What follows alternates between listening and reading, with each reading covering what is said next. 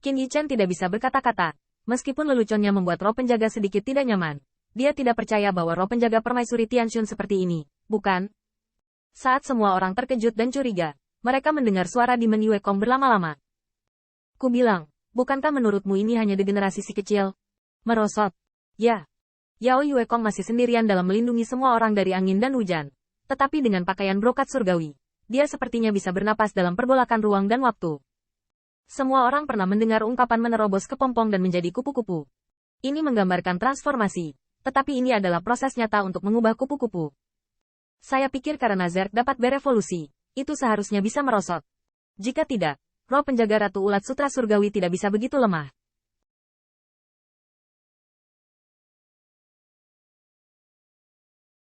Begitu dia mengatakan ini, mata Qin Yichen tiba-tiba berbinar.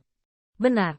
Bayi Ulat Sutra telah terperangkap di dunia serangga selama bertahun-tahun, dan telah mempersiapkan keinginan kematian menunggu kekacauan menelannya, dan membungkus kepompong emas di sekelilingnya seolah-olah berhibernasi.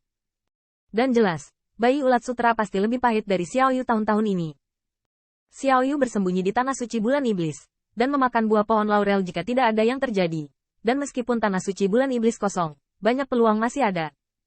Namun bayi Ulat Sutra itu sepertinya tidak mau kembali ke Zerg, dan bahkan kurang mau ditemukan oleh Zerg, jadi dia bersembunyi di gua itu.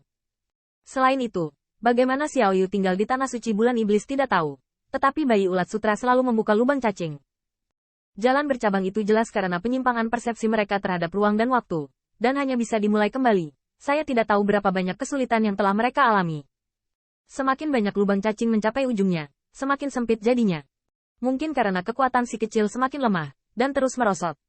Dan setelah makan banyak buah dewa sekarang, tubuh dewa jelas telah tumbuh setengahnya, yang merupakan bukti terbaik. Dari kepompong hingga kupu-kupu, naga memiliki 9 perubahan. Qin Yichen bergumam pelan, matanya berbinar. Kalau begitu, dia meremehkan semangat penjaga Tianxun Yang. Setelah mendengar kata-kata Yao Yue Kong, bayi Ulat Sutra itu juga bangga. Raptor itu mendongak dan menatap Qin Yichen, seolah-olah melihat makanan lezat di masa depan. Tahukah kamu bahwa kamu takut? Setelah aku sembuh, aku akan memberimu makanan pembuka. Qin Yichen berkata bahwa dia sangat takut, dan analisis Yao Yue Kong membuat mereka semakin penasaran. Karena bisa berevolusi, apa akhir dari evolusi roh penjaga? Sayang sekali bahkan Feng Nianwu tidak tahu. Bagaimanapun juga, usianya sudah terlalu tua. Dan setiap kali roh penjaga muncul dalam ras manusia, ia berubah menjadi kupu-kupu dewa, dan seorang gadis dengan sayap kupu-kupu, dan seringkali berubah menjadi dewi surga. Menambah lebih banyak misteri pada legenda indah ini. Feng Nianwu menggosok bayi Ulat Sutra. Entah kenapa, tiba-tiba dia menjadi semakin nyaman.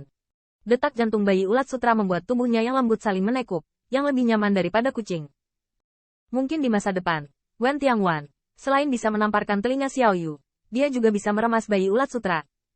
Anak kecil, apakah kamu keberatan jika kami memanggilmu seperti itu? Orang tua kecil itu ingin tahu. Apakah permaisuri Tianxun memberimu nama saat itu? Bagaimana kami harus memanggilmu? Bayi Ulat Sutra menggelengkan kepalanya dan berkata, tidak apa-apa, dan jangan menyebut dirimu junior.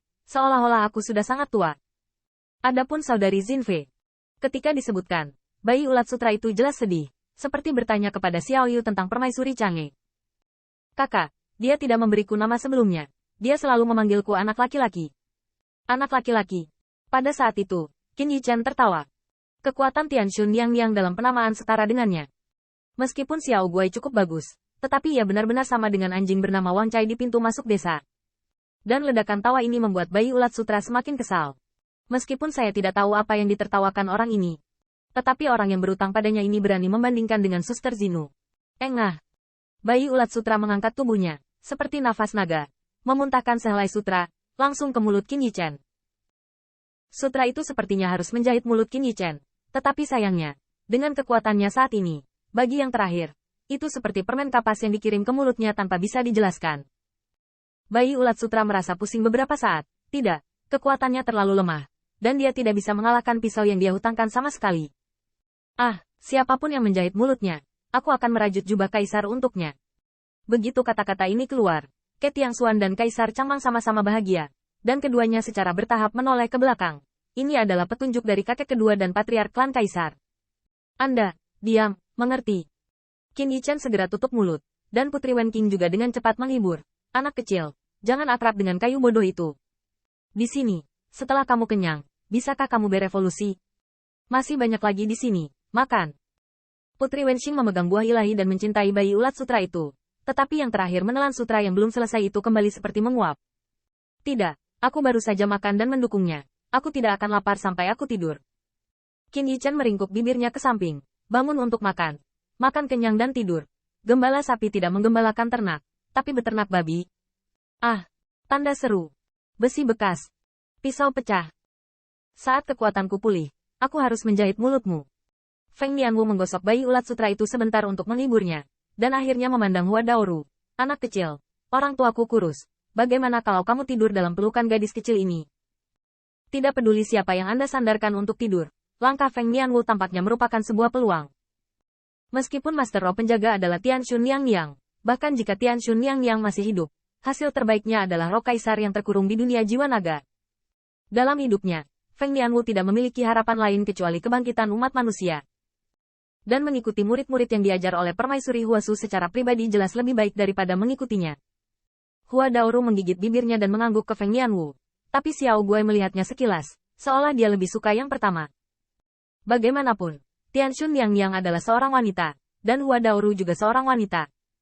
Akibatnya, bayi ulat sutra itu berguling dan masuk ke pelukan Hua Daoru dan masuk ke dalam pakaiannya. Tiba-tiba, dada Hua Daoru membengkak, yang sepertinya cukup untuk menyaingi Xiao Yu. Dalam beberapa napas bayi ulat sutra di pelukannya, sebuah mimpi indah datang dari, lembut sekali. Wajah Hua Dao yang lembut dan cantik memerah, dan Qin Yichen tidak berbalik. Tiba-tiba terpikir olehnya bahwa ketika dia masih remaja, anjing liar yang dia adopsi dan Miao Han telah tumbuh dewasa. Dan saudari Miao Han memeluk si kecil di pelukannya ketika dia baik-baik saja. Saat itu, Qin Yichen merasa, tidak heran orang terkadang iri dengan anjing. Bayi ulat sutra tertidur dengan manis, atau dia tidak pernah tidur nyenyak selama bertahun-tahun. Meskipun pelukan ini bukan saudari Zinfei, dia mengatakan kepadanya bahwa klan saudara perempuannya adalah kerabatnya. Bayi ulat sutra tidur dengan sangat nyenyak, seolah-olah dia masih memikirkan hari yang akan datang, menendang pisau dan meninju besi tua.